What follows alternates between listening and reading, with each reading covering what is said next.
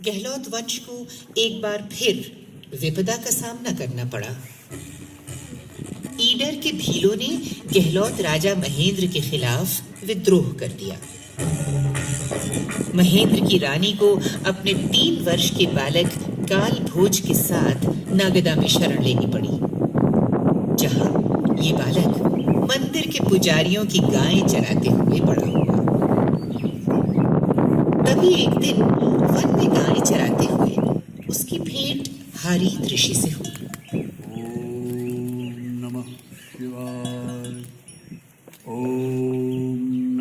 कौन है? क्षमा करें महाराज, मैंने ध्यान नहीं दिया कि आप यहाँ तपस्या कर रहे हैं। कौन है तू दंड बालक जो इस पवित्र स्थान में बेरोक टोक घुसा रहा है? मेरा नाम कालभोज है स्वामी जी। मैं महाराज कुहिल के वंशधर महाराज महेंद्र का पुत्र हूँ। परंतु तू इस कुंज में कैसे आया? कई दिनों से ये धोरी गाय गोधूली के समय सूखे थन लेकर लौटती थी। सबको संदेह था कि इसका दूध मैं ही पी जाता हूँ। आज जब मैं इसके पीछे पीछे इस कुंज में आया तो देखा कि इसके थनों से दूध अपने आप झर रहा है। तभी आपने मुझे देख लिया। तू बड़ा भाग्यशाली है बालक। जहां तेरी गाय का दूध झर रहा था वो भगवान एकलिंग का पवित्र स्थान है। तुझ पर उनकी विशेष कृपा दिख रही है। कल से तू यहाँ आकर हमसे शस्त्र विद्या के साथ साथ शास्त्र विद्या भी ग्रहण कर। हम तुझे एकलिंग का दीवान घोषित करते हैं। हारीत ऋषि की छत्र छाया में शिक्षा दीक्षा पूरी कर लेने के बाद कालभोज की किस्मत उसे चित्तौड़ ले गई, जहां चित्रांगद मोरी के वंशज राजा मान का राज था। राजा मान ने कालभोज को अपना सामंत बना लिया। इस बीच हिंदुस्तान पर अरब की ओर से हमले शुरू हो चुके थे। कालभोज ने अभूतपूर्व पराक्रम का प्रदर्शन करते हुए विदेशी सेनाओं को पीछे खदेड़ दिया। धीरे धीरे कालभोज की बढ़ती हुई लोकप्रियता ने अनेक सामंतों को उसके पक्ष में खड़ा कर दिया और सन 734 में इन सामंतों ने राजा मान की जगह कालभोज को चित्तौड़ की राजगद्दी पर बिठा दिया। एक लिंग के दीवान के साथ साथ कालभोज अब बप्पा रावल भी कहलाने लगा। हिंदुआ सूरज महाराज बप्पा रावल की जय। राजगुरु महाराज बप्पा रावल की जय। चक्रवर्ती महाराज बप्पा रावल की जय। बप्पा रावल ने अपने राज्य की सीमाओं का विस्तार किया और मेवाड़ को हिंदुस्तान के नक्शे पर स्थापित कर दिया। आज तक बप्पा रावल का नाम समूचे राजपूताने में बड़े सम्मान से लिया जाता है। हालांकि बप्पा रावल ने विदेशी हमलावरों को मुंह तोड़ जवाब दिया था, लेकिन रास्ता खुल चुका था। मेवाड़ के राजा जान की बाजी लगाकर अपनी आन बान शान का झंडा बुलंद रखते रहे। बहादुरी और बलिदान की ऐसी ही एक कहानी आज भी लोगों की जुबान पर है। ऐसा कौन होगा जिसने चित्तौड़ की रानी पद्मिनी का नाम न सुना हो। 13वीं सदी के आखिरी हिस्से में चित्तौड़ पर रावल रतन सिंह का राज था।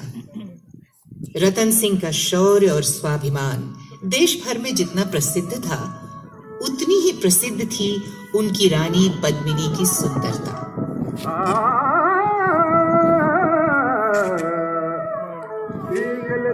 पद्मनी रानी रतन सिंह चित्तौड़ गजरानी अलौकीन दिल्ली सुल्तान राजू चेतन तीन बखानो सोना सही कैसे खाई हिंदू तुर्की भाई लड़ाई।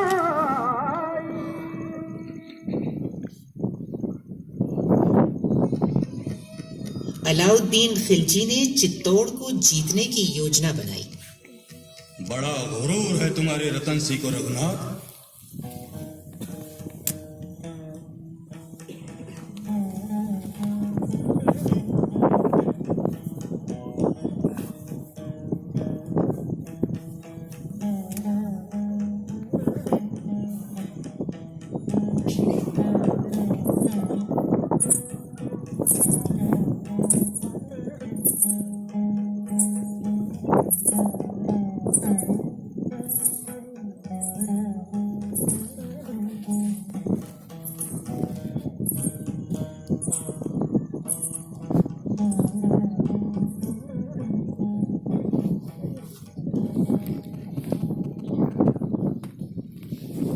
मलिक कफूर, चित्तौड़ के खिलाफ मुहिम की तैयारी कीजिए। हम रतन सिंह को उसकी सरकशी का सबक भी सिखाएंगे। गुजरात का रास्ता भी साफ हो जाएगा। एक तीर से कई शिकार होंगे। अलाउद्दीन खिलजी की सेना ने चित्तौड़ पर चढ़ाई करके दुर्ग के गिर्द घेरा डाल दिया।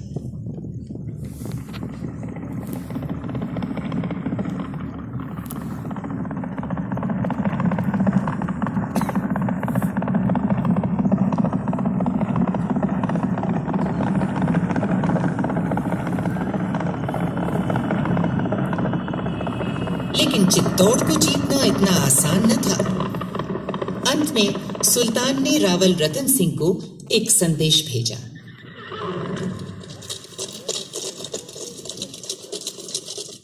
हमें बताया गया है कि तुम सुल्तान अलाउद्दीन का कोई संदेश लाए हो।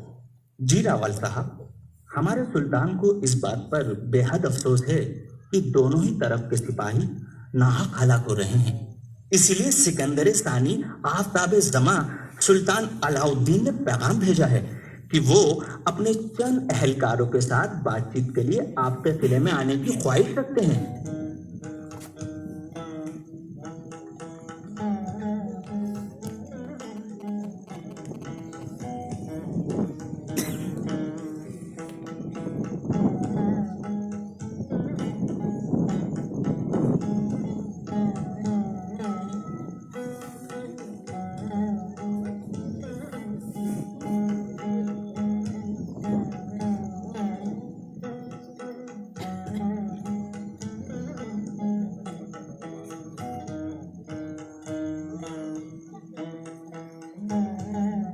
रावल रतन सिंह मान गए।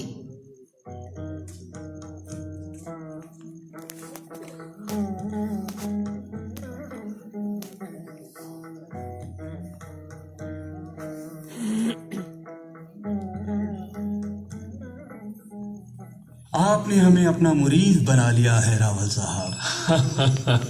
हम भी आपके प्रेम भरे व्यवहार से बहुत प्रभावित हुए हैं सुल्तान। ये तो आपकी मेहरबानी और जरा नवाजी है रावल रतन सिंह। आपकी शान और शौकत और खातिरदारी ने हमें जीत लिया है। अब हम इजाजत चाहते हैं। आइए दरवाजे के बाहर तक आकर हमें रुखसत कीजिए। ये तो हमारा कर्तव्य है सुल्तान। चलिए लीजिए, हम किले के बाहर तक आ गए हैं। आपका डेरा भी सामने है। अब हमें विदा दीजिए। हम विदा नहीं देंगे, विदा कराने आए हैं रावल रतन सिंह।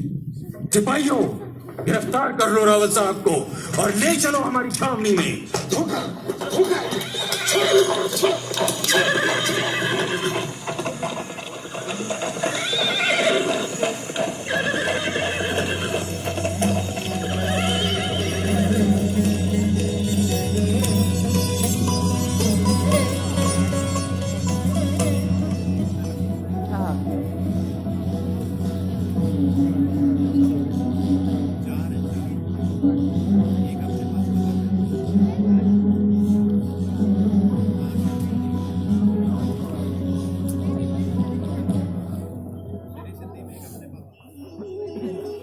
अलाउद्दीन के कपट की खबर जब रनिवास में पहुंची तो रानी पद्मिनी ने गोरा और बादल नामक दो शूरवीरों के साथ साथ सभी सरदारों को बुलवाया और छल का जवाब छल से देने को कहा। गोरा भैया, हमारे ऋषि मुनि कहे गए हैं कि दुष्टों के साथ दुष्टता से ही काम लेना चाहिए। सुल्तान ने छल किया है तो हम भी छल करेंगे। उसे कहला दो कि रानी पद्मिनी उसके डेरे में आने को तैयार है। ये कैसे अनर्थ की बातें कर रही हैं आप? ठीक कह रही हूँ। सुल्तान से कह दो कि रानी पद्मिनी की एक शर्त है कि वो अपने स्वामी से अंतिम भेंट करके ही उसके पास जाएंगी। उनके साथ उनकी सहेलियां और अन्नस्त्रियां भी रहेंगी पर्देदार पालकियों में। इन सब की पद मर्यादा का ध्यान रखा जाए। ये कैसा गौरव धंधा है? मुझे तो कुछ समझ नहीं आ रहा। आ जाएगा बादल।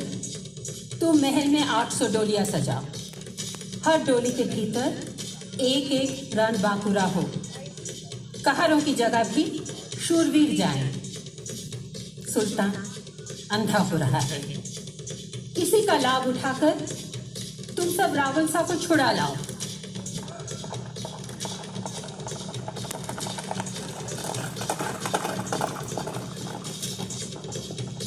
पूरा और बादल ने इसी चाल से काम लेकर रावल रतन सिंह को छुड़ा लिया।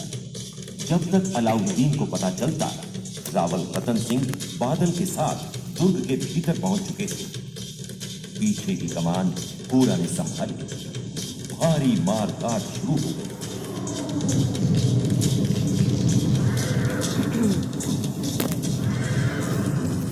अलाउद्दीन की फौज रतन सिंह का पीछा करते करते किले के सिंह द्वार तक आ पहुंची। कोई रास्ता न देखकर रतन सिंह ने साका करने का फैसला किया। रानी पद्मिनी ने किले की सारी औरतों के साथ जौहर रचाया। रावल रतन सिंह और उनके रणबांकुरे युद्ध में खेत रहे और अलाउद्दीन के हाथ किले की राख के सिवा और कुछ भी न आया।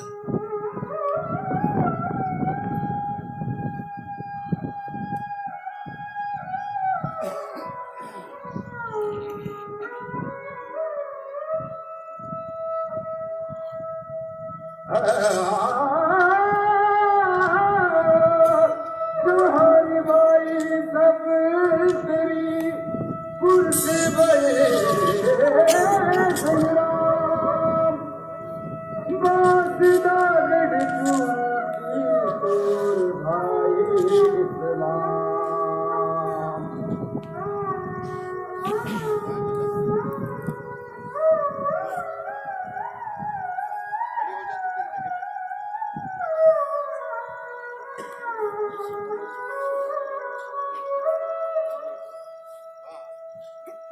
चौथाई सदी बीत गए। इस बीच मेवाड़ के बाहर और भीतर अनेक घटनाएं घट रही थीं, जिनका असर चित्तौड़ की राजगद्दी पर बैठे राणाओं पर पड़ रहा था। सन 1433 में जब महाराणा कुंभा चित्तौड़ में मेवाड़ की राजगद्दी पर बैठे, तो मालवा में सुल्तान महमूद खिलजी और गुजरात में बादशाह कुतुबुद्दीन शासन कर रहे थे। महाराणा कुंभा अपने समय के अत्यंत प्रतापी शासक थे।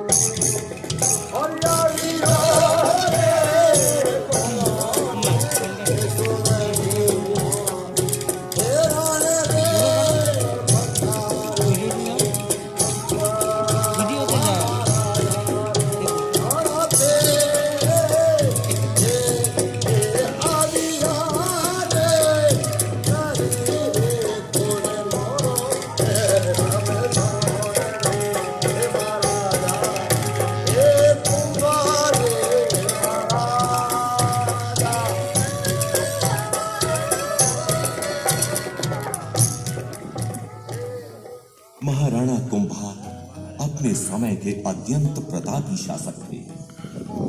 अपने 35 वर्ष के राज्यकाल में उन्होंने मेवाड़ को उत्तर भारत के राज्यों का सिरमौर बना दिया। गद्दी पर बैठते ही उन्हें सबसे पहले मालवा और गुजरात के सुल्तानों का सामना करना पड़ा, जिनकी निगाहें मेवाड़ पर लगी हुई थी। सन 1440 में राणा कुंभा ने दोनों सुल्तानों के दांत खट्टे कर दिए और सुल्तान महमूद खिलजी को बंदी बनाकर चित्तौड़ ले आए। इस विजय के उपलक्ष्य में बनवाया गया विजय स्तंभ आज भी राणा कुंभा की वीरता की याद दिलाता है। महाराणा कुंभा ने चित्तौड़ के राजभवनों में अनेक नई इमारतें जोड़ी और विष्णु के वराह अवतार की प्रतिष्ठा में कुंभ श्याम मंदिर बनवाया। वो स्वयं शिल्प शास्त्र के जानकार थे और मेवाड़ के अन्य स्थानों में भी उन्होंने अनेक मंदिर और किले बनवाए। तलवार के धनी होने के साथ साथ महाराणा कुंभा साहित्य और संगीत में भी गहरी रुचि रखते थे। उन्होंने जयदेव की अमर कृति गीत गोविंद की टीका लिखी थी और अपने ग्रंथ संगीत राजवार्तिक में संगीत की राग रागनियों का वर्णन किया था।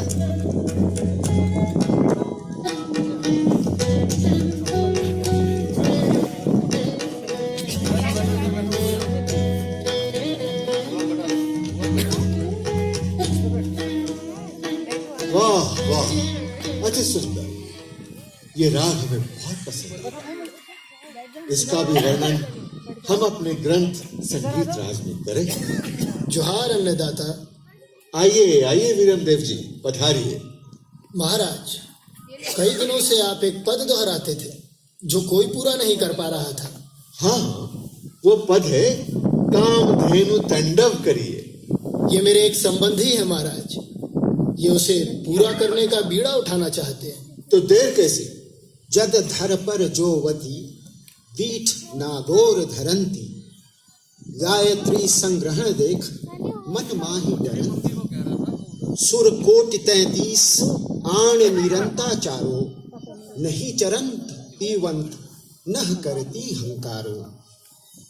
कुंभण राण हड़िया कलम, आजस उर डर उतरिए।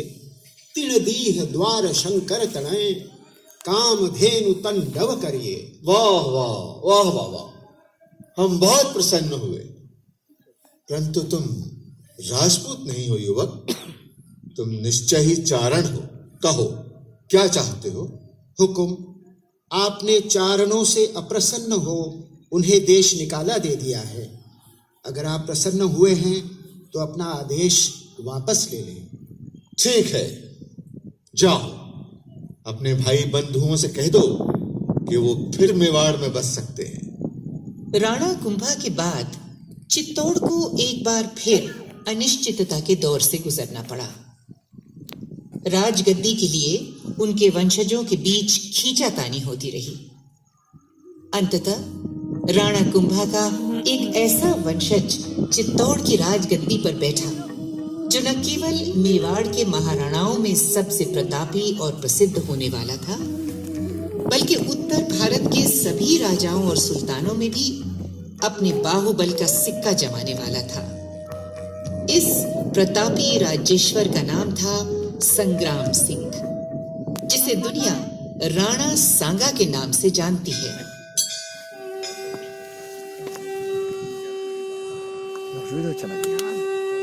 स्वस्ति नः इन्द्रो वृद्धश्रवाः, स्वस्ति नः पूषा विश्ववेदाः, स्वस्ति नस्ताक्षरो अरिष्टनेमिः, स्वस्ति नो बृहस्पति दधातु। ओम शांति शांति शांति। मेवाड़ की गद्दी पर बैठते ही राणा सांगा ने अपने राज्य को संगठित करना शुरू कर दिया। तभी हिंदुस्तान के इतिहास ने एक बार फिर करवट ली। इस बार का परिवर्तन युगांतरकारी साबित होने वाला था। सन 1526 में सुदूर पानीपत के मैदान से एक ऐसी खबर राणा सांगा के दरबार में पहुंची जिससे आने वाले तूफान का पता चलता था। नवाब हसन खां मेवाती, ये तो सचमुच अचरज में डालने वाली खबर है। खबर हैरत अंगेज ही नहीं है राणा साहब, परेशान कर देने वाली भी है। राणा साहब, इसे अंदाजा था कि इतनी बड़ी बादशाही फौज को पानीपत के मैदान में बाबर की छोटी सी फौज से शिकस्त खानी पड़ेगी। बादशाह इब्राहिम लोदी कहाँ है? वो मैदानी जंग में शहीद हुए, इसीलिए तो बाबर के हौसले इतने बुलंद हैं। इन घटनाओं के पीछे हमें भारी संकट की आहट सुनाई दे रही है नवाब साहब। यही वजह है कि सभी अफगान सुल्तानों ने आपके हाथ मजबूत करने का फैसला किया है और मुझे आपके पास भेजा है। ठीक है, हमें स्वीकार है। जैसे हम बादशाह इब्राहिम लोदी से नहीं डरे, वैसे भी बाबर से भी नहीं डरेंगे।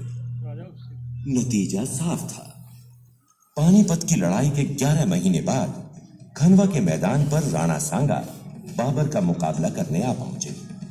जब बाबर ने खनवा पहुंचकर मोर्चेबंदी की तो राणा सांगा की फौज देखकर बाबर के सैनिक हिम्मत हार बैठे। कहते हैं कि ऐसी विकट परिस्थिति में बाबर ने सभी सिपाही सलारों को बुलाकर जोश दिलाया। मेरे जाबाज सरदारों और सिपाहियों, हर शख्स जो दुनिया के सराय में आता है उसे आखिरकार रुखसत होना ही पड़ता है। बुज़दिली की बदनामी से दागदार जिंदगी जीने की बनिस्बत बहादुरी की शौहरत से दमकती मौत अजीम तर है। इस जंग में हम मरेंगे तो शहीद होंगे और जीतेंगे तो गाजी कहलाएंगे। अल्लाहू अकबर। 16 मार्च सन 1527 को राणा सांगा की सेना ने बाबर की फौज पर हमला कर दिया। राणा सांगा और उनके वीरों ने बेमिसाल बहादुरी दिखलाई और मैदान को खून से रंग दिया, मगर तभी राणा सांगा पूरी तरह घायल होकर बेहोश हो गए। उनके सरदार उन्हें उठाकर मैदान के बाहर ले गए।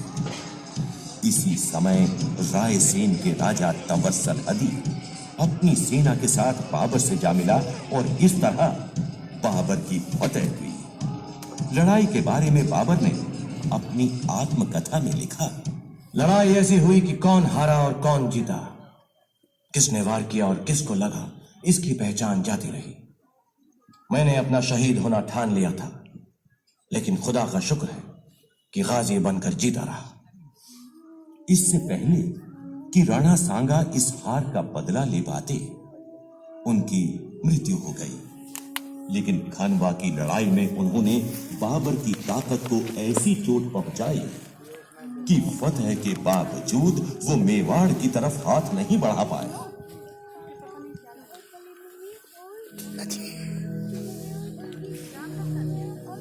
जिन दिनों मेवाड़ में तलवारों की झंकार और वीरों की हुंकार सुनाई देती थी, उन्हीं दिनों लड़ाई और मार काट के कोलाहल को चीरती हुई भक्ति और प्रेम की एक ऐसी आवाज बुलंद हुई जिसके स्वर आज भी भारत के कोने कोने में गूंज रहे हैं।